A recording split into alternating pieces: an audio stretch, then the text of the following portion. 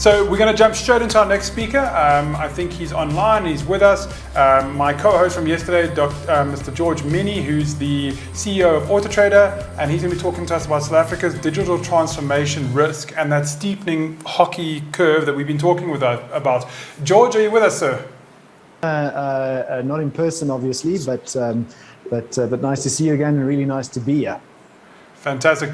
George, we're right on time with the start of your presentation, so we're going to let you take it away. And let's talk about that steepening EV adoption curve.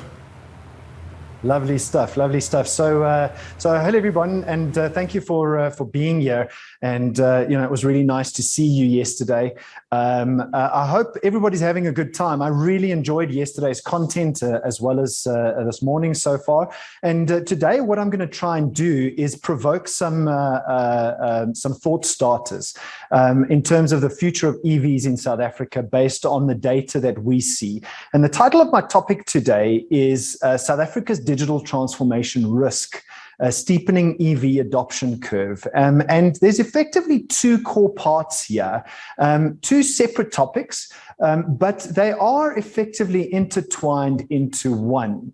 And the stark truth, though, is that if us as a South African automotive industry, government, OEMs, importers, suppliers, logistics, retail, aftermarket, marketplaces like AutoTrader, if we don't get this puzzle right, we risk losing one of South Africa's biggest GDP contributors. We risk losing jobs, we risk losing livelihoods, and I would argue that GDP is actually bigger than the 7% that keeps getting quoted, because that 7% is really only based on new car.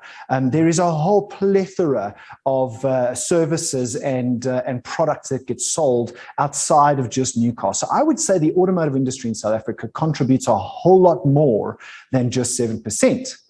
So what we don't want is to be turned into a net importer of EVs with no assembly, no manufacture. Some things are within our control, and some things are imposed on us. If we don't adapt and embrace those, we will not have a competitive edge. And we all know what happens if we choose not to adapt. We become what Australia became. Australia became an importer of vehicles, not a manufacturer. They no longer assemble vehicles.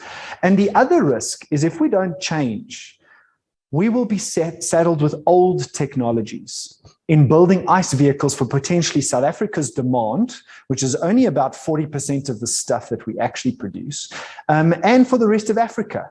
We might be saddled with old technologies. And there is some truth in that if you look just across the pond at Brazil. Brazil made the VW Combi for way longer than anybody else in the world.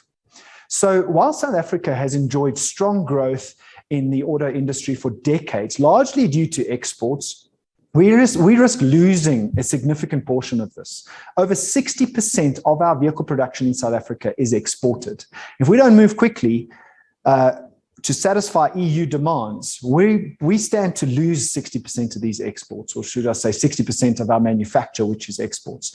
Charging infrastructure and development and progression has been slow. Let's not kid ourselves. Yes, there are 300 chargers, but it's still been slow, specifically around the charging rates. So the charging points might be high, and we might have a higher concentration of charge points versus the number of EVs on the road, but charging rates are low. And I charge my EV at a charger. The fastest charger today is at 80 kilowatt hours, and I think there's only one of them.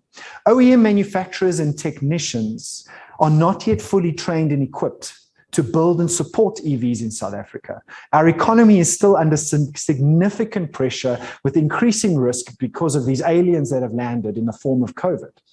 And to add to this, there is significant top-down pressure from the European deadlines, which are not shifting. The lack of understanding of the true reality of living with an EV is something consumers also don't understand. A massive consumer education gap, and the current EV supply is very limited with exclusivity around the high price point. So I think we can get there. As a collective, we have a mammoth task on our hands, and I hope I've painted that picture. But The nice thing is we are South African. We overcome challenges, and there is a way. So, ladies and gentlemen, my name is George Miennie. I was born in the mother city of Cape Town. I'm a techie at heart. I am an early adopter. I love trying new things and like to operate at the bleeding edge of technology. Sometimes this costs a little bit more on average because one tends to spend money on things that don't work out, but the benefit is you learn. I did computer courses while at the university studying other stuff. I took my mother's only computer in our household apart several times a week just to see how it worked. The early adopter fire in me also makes me passionately follow other trailblazers. I am inspired by people and companies who are changing the game, and I make sure that I rub shoulders with industry leaders and the world's best at what they do. As an example, Chip Perry, which is to the right of your screen, who is not only a person who established AutoTrader.com, the digital business, he was also CEO of one of its biggest rivals after he left AutoTrader.com. He is also one of my mentors, and it's the very drive in me, and most importantly, being surrounded by the real heroes of AutoTrader, its people. And that has caused this household brand name to go from this, a print company that produced a physical product, a company whose print and distribution volumes and deadlines were unmatched and very, very hard to copy, to this, an online, two-sided vehicle marketplace servicing buyers and sellers of vehicles. And we're delivering on our mission to create a trusted, safe, and transparent vehicle marketplace that empowers, enables, and improves the lives of those we connect in South Africa. AutoTrader South Africa is South Africa's most successful digital motoring marketplace. We, on average, experience 20 consumer searches per second every single day, 365 days a year. Just think about that for a second. 20 searches per second. In other words, we've already walked our own digital transformation journey. And from this particular chart, now being in orders of magnitude bigger than we ever were as a print analog business, turning our audience into 100% digital revenue for the business from online sources. But we're all now in the same boat, and we all face the same future, where this innovation curve that we all know so well is being compressed by so many variables. One of the biggest advantages of online technology businesses is the ability to be transparent, like AutoTrader, and to see the behavior of the consumer. And we can tell in real time, anonymously, of course, what the users on our platform are actually doing. What we didn't expect, however, was how quickly South Africans adapt their shopping behavior based on external factors. Recent examples showed us this. Hard lockdown as well as the national unrest that we faced about a year ago, or towards the middle of last year. The time of day, popular search price bands, body types, and many regular other search behaviors that consumers were going through changed within days. So you might ask, well, why is this important? We're talking about EVs today. My point is that if you don't keep your eye on the modern consumer with quality data that's not only structured and properly collected, but also being able to be analyzed, make it easy for your user and the consumer to navigate the world, you stand to risk losing your business, your industry.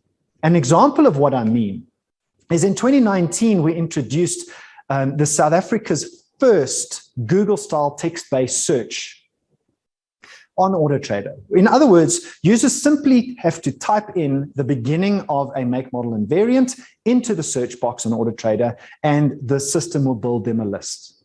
Our closest competitor does not offer this feature.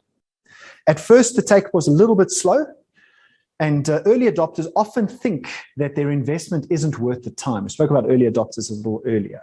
But right now, this feature is rapidly growing in popularity. On some level, we are seeing a 2.5 times order of magnitude of people using this particular feature. So businesses need to invest in their digital futures if they stand a chance, and this is to the country as well, of remaining relevant to an ever-changing consumer. And earlier I compared a print world to a digital world. We, as a business, are now in a good place to take the next step. So let's move on to the next part of my topic, which is a passion of mine, and that is EVs. As of right now, we only have 7 EVs for sale in South Africa. The Porsche Taycan, the Jaguar I-Pace, which I drive, the BMW i3, the BMW iX, the Miennie SE, Volvo XC40 P8 Recharge, and the Audi e-tron. However, the elephant in the room is that all of these vehicles are at a price point that is outside of what consumers want. They're in the luxury category in terms of price point. And we know that one of the best ways to create South Africa is to have consumers actually experience an EV. This is not going to happen with an EV over 500,000 Rand. But price is not the only barrier. Over the past 2 years, the general attitude of the industry, particularly at retail level, has been slightly anti-EVs. I've heard car dealers say South Africans aren't interested in EVs based on the consumers coming onto their showroom floors. Or what about Eskom? This won't work over here. I've heard all of it. So businesses and business owners have been slightly anti-EVs because of things like power woes, and South Africans aren't interested in EVs. So we need to work hard as a collective to change this perception, something that this very conference is doing, and I'm excited about that. So why? Why should we change this perception? It's because don't for 1 second believe that the average consumer is not interested in EVs. They are.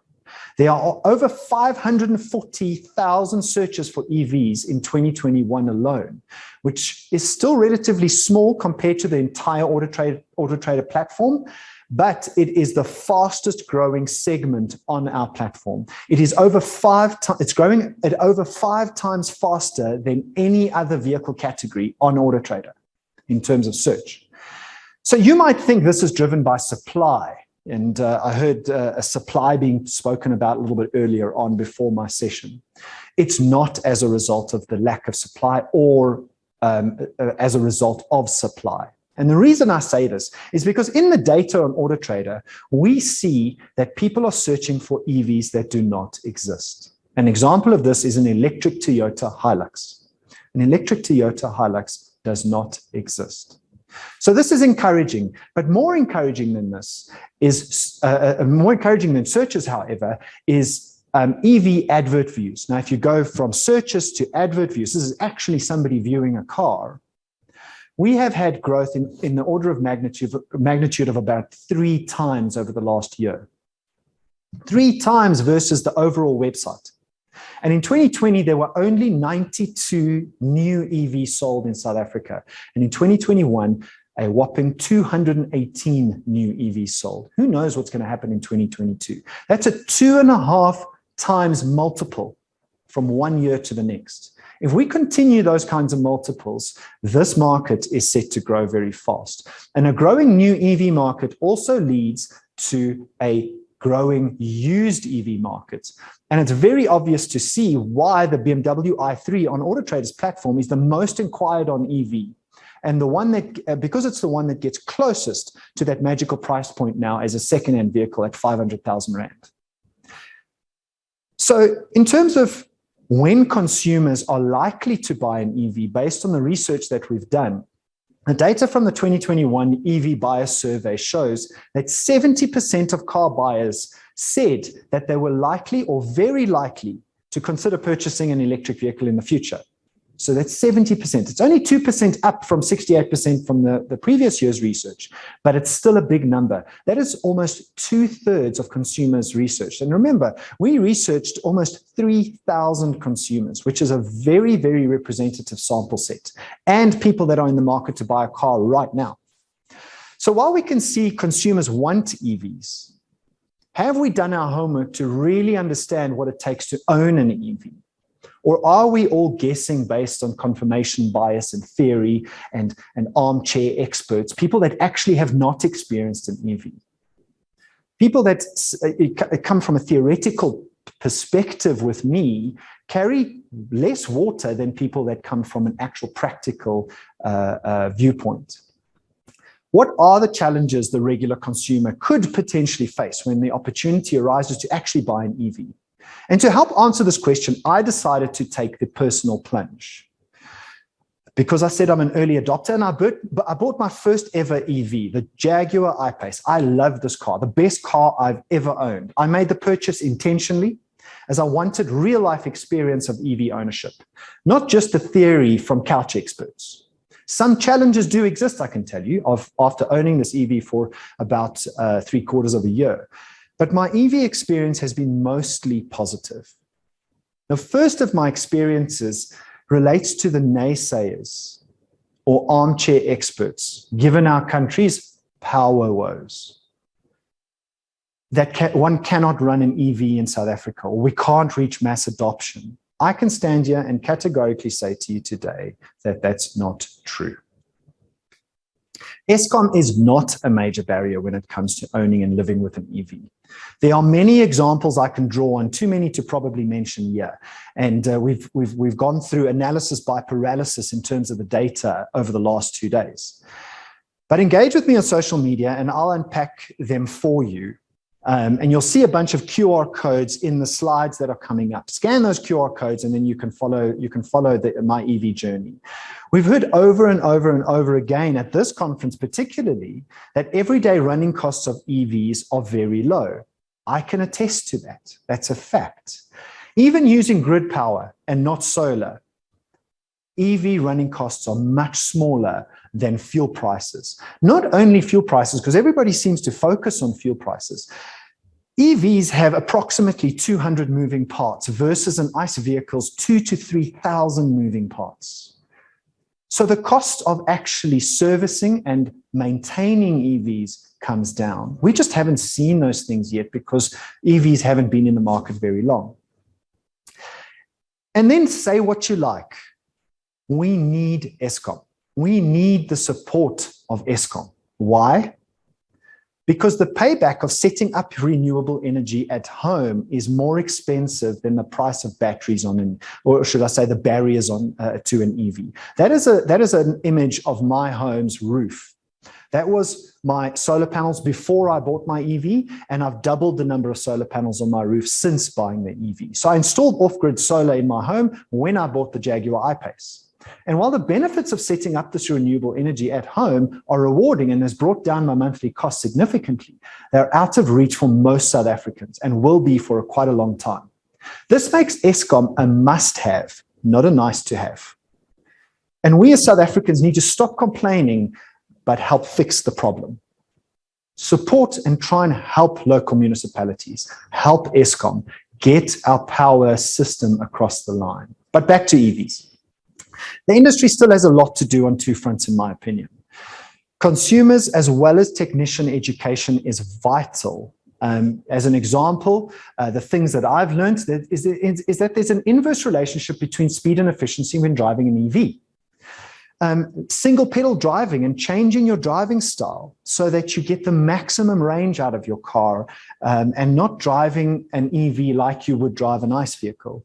Lifestyle changes, the ABCs of EVs, always be charging. When you go on a long trip, don't charge your car to 100%. It's a little known fact that your car throttles back the charging of the battery as you tend towards 100%. So you might be charging at an 80 kilowatt hour charger, but your car is going to reduce the charging rate as a result of its battery management system. So I found on long trips, charging to 80%, getting to the next charger, charging to 80% is the quickest way to do a long trip. Those kinds of educational items and tips are vital, and this kind of conference kind of brings that across. So overall, I've learned how to be a better driver. I'm a lot calmer when I drive now because it's serene. It's like meditating. That's how I put it. I've learned how to take care of my EV. I always try and park in a basement or in the shade because lithium-ion batteries and heat just don't like each other. And these batteries are expensive to replace if they need to be replaced. But we heard the presentation yesterday in that these batteries actually outlast most ICE vehicles. So managing energy consumption at my home, managing my car's charge state. As a matter of fact, this morning before I left home to come to our studio here, my car was sitting on 78% charge. I didn't charge it overnight because I didn't want to use Eskom's power and I didn't want to deplete the batteries in my house. So at about 7:30 this morning, there was about 55% left in the lithium-ion batteries at my house. And I decided to dump 10% of that into my car. The solar panels took over. And by the time I left my home at 8:30, my car was on 85% charge, which was way more than enough than I needed to get to this 40-kilometer commute. But all that being said, in terms of education, one thing is clear in South Africa, and that is consumers want EVs. But our industry and our government might be moving too slowly. We are doing all the right things. We just need to pick up the pace. We need to ensure that we don't stand here in 12 months' time again without this needle having shifted. So let's ask ourselves, are we moving fast enough? Are we making these cars accessible to the consumers? Are we getting bums in seats, getting them to experience the EV? Have we fully addressed issues around import taxes, manufacturing incentives? Are we using corporate businesses to fully take advantage of EV adoption, fleet ownership, as well as company car incentives, perhaps? Are the future of car buyers equipped, or future car buyers equipped and educated enough to consider this EV in the future, in the next 12, 24, 36 months? Do we as an industry and as a collective fully understand what goes into EV ownership before getting these cars into consumers' hands? Are we preaching from a position of strength and a position of knowing what we're talking about? Everything I've heard over the last 2 days, people that have spoken come from a position of knowing what they're talking about. So this is a really exciting conference to be part of. Or are we coming from a position of theoretical armchair knowledge? There are positive signs, however. A significant OEM investment from the likes of Ford, Toyota, Jaguar, and now Audi. Audi is going to increase the charging infrastructure along with grid cars over the coming months. Government is engaging with the entire automotive sector, and AutoTrader has been part of that with NAMSA for quicker EV adoption. We already have a green paper. We spoke about that yesterday. Hopefully in the coming months, it's going to turn into a white paper. So we're also referencing successful models from places like Norway. And conferences like this, the EMC CSA, will go a long way to making sure all of these things create more momentum. And AutoTrader, with its considerable consumer reach, is also getting involved, playing our part. And one of those parts that we've played is we've launched the first electric car road test in South Africa. And I've got the teaser video to show you right now.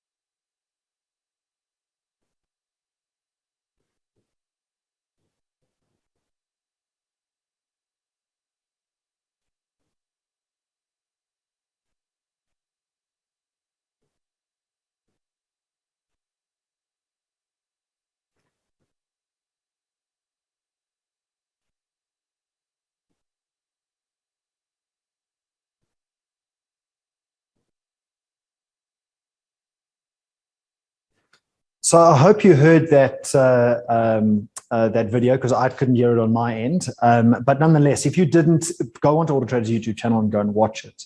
So ask yourself, what are you doing to flatten this steepening EV adoption curve? And I'd like to propose some things to encourage you to go and learn more. And the first thing I'd like to propose is that you visit reports.autotrader.co.za or scan that QR code on the screen and go and download the report that I've used as reference in the research or study that I've referenced in this presentation. Go and download it from reports.autotrader or just scan that QR code. And go and get a deeper understanding of what consumers want when it comes to EVs. And then the second thing I'd like to encourage you to do is find me on YouTube or scan that QR code. Go and subscribe and follow my personal EV journey. I will expose the positives and negatives of my Jaguar I-Pace and every other EV as a matter of fact that I get to spend time with. I spent time with the BMW iX40 in the last couple of weeks, drove it down to the middle of the Free State as a matter of fact, and you should see that on my YouTube channel in the coming weeks. Mentioning things like I don't like where the charging point is on the car, which means you have to reverse into an EV bay every single time. So follow my journey and I'll let you know, and or follow my journey on Instagram. Again, scan that QR code and follow my journey on Instagram, and I'll let you know how this journey goes. And then maybe you can get a little bit closer to actually understanding the positives and negatives of living with an EV. So thank you very much, everybody, for listening. And that was epic. I've really enjoyed this conference so far. Fantastic, George. Well, as always, great to have you, and some real insights there, and I think some real world data that you yourself in terms of driving an EV that you're sharing your experience. I got lots of comments of people saying thank you for sharing the tidbit about only charging to 80%. I think that's something that people only get from driving a car like yourself. So once again, thank you for your insights. Much appreciated. Most welcome, and thank you for having me here. So George, a couple of questions that I've got for you. People are asking, one of the things coming through, so the question is almost all people that people speak to, if they talk around the Brightside chat, as we talk about, they say, oh, it's unwise to buy an EV, we're not ready yet, how do you, as a convert, how do you convert somebody to convert to that message? So what is the best way when you're having that Brightside chat and you get that naysayer? How is it the best way to help someone educate them without bombarding them with facts and data and, dare I say, all the boring stuff while people are enjoying a lack of brandy and Coke around the braai? How do we convert the unconverted? So Rob, the best way that I've found in owning and driving an EV every single day, I'm in the fortunate position of now having driven every single EV that's out in the market. So the real world knowledge is one important factor. So I would say you've got to come from a position of actually owning and driving one, or at least driving them if you don't own one. Because not everybody is able to own one in South Africa right now. But the conversion for me, every single time, I can say what I want. I can stand here and present to you and give you, all of the real world experiences of mine. But the moment I put somebody in that context to me, they become a convert. It's happened every single time. Even if you go and watch our videos on the EV road test, you will see that, and it's genuine, it's not staged. Jason Goliath, who was driving my I-Pace with me, he was a big petrol head. He said, how can you get rid of the exhaust noise? That's like sacrilege. You want to hear the sound of a V8. After he had driven my I-Pace, he said to me his next car is an EV. Although he still likes V8s, and I still love V8s. But his next car is an EV. There's just something about driving that car that switches your mind. And that's why I say in the presentation, the best way to get user adoption, besides the price point, is to actually have bums in seats. Get people to experience the car. They're not going to do it by theoretical knowledge. George, as Rob was asking a question, I'm like, just offer them a test drive. That's the best way. Exactly. So absolutely agree with you, George. Morning, George. It's great to see you again, by the way. Just out of interest, and I've got some good news for you if you haven't read it in the press yet, but there's a couple of 150 kilowatt chargers being rolled out quite soon. So I think you'll This be is very Audi's excited to initiative, hear right? that, by the way. Sorry, George? Yes. It's Audi's initiative with grid cars. Indeed, that's the one. So that it's very, very exciting. Now to get to 80%, at most charge points that I stop at on a long journey, the car is at about 20%. So that means I have to charge 60% of the battery to 80%. And if you use a 150 kilowatt charger, 60% of a 90 kilowatt battery, you're roughly looking at charging around 40 to 45, 50 kilowatts of that battery. So it's going to take you under 30 minutes at a 150 kilowatt charger, which is now getting to, refueling, getting a coffee sorts of times. Exactly, George. I think that was a quick note I wanted to add there. Fantastic. I think also just to tie up just with some of the listeners, thank you for dispelling a lot of the fears and misperceptions in that. But the one question that I had, and you mentioned the whole thing of shopping behavior, and really a lot of it's about the perception of it. Now, certainly the perception of EVs is like, yeah, we just need to see what happens. But in discussions with a couple of the automakers that I've had recently, it certainly seems that they can't keep up with the demand. You mentioned the guys that are launching, that have launched, and there's more of them to come later this year. The guys aren't just not keeping up with the demand. So it certainly seems as if the perception has changed. I don't know if you've experienced something different on your end, George, perhaps. No, and a part of my presentation was demand is more than tripling every single year on AutoTrader's platform. So there are definitely not enough cars in the market. I mean, I do feel for the manufacturers because a lot of this inability to keep up with demand is as a result of our silicon chip shortage issue, and that's going to take probably the next 12 months to sort out. I think that Rob and I were speaking about, the Haval Jolian and its popularity, because that's been, flying on AutoTrader's platform over the last couple of months. I think that the Chinese models are going to come into the market at the price point that the consumers are going to want. Fantastic, George. And I got two quick questions here for you. I'm gonna kind of converge them as one. One question asking about AutoTrader's research, and can you give us an idea of how large the sample size was for the data collected? Because I think that's always people asking is, are we collecting from 100 people or 100,000 or 1 million people? Maybe if you can give us some sort of indication of how large was that data sample size. So it was roughly, I don't have the number in front of me, but it was roughly around 3,000 consumers. The number 3,200 comes to mind. We've done 2 of these studies, and the one sample size was, I think, 2,800, and I think the next one was 3,000 or 3,200 consumers.